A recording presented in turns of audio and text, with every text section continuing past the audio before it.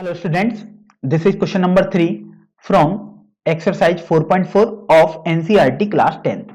Here we have to solve, is it possible to design a rectangular mango groove whose length is twice its breadth and area is 800 meter square? If so, find its length and breadth. So we have to find out the length of breadth if possible. We are given the shape of groove as rectangular, means a rectangle.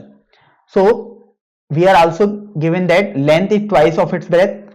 First of all, let us assume that breadth equal to x meter.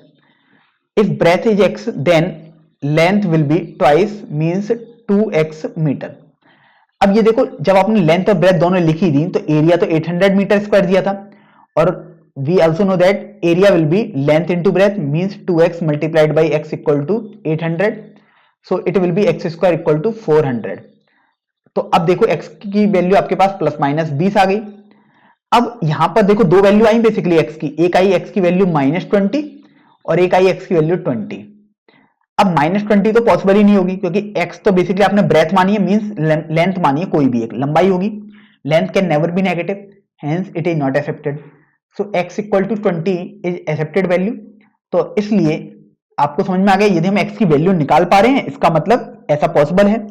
तो इसलिए breadth of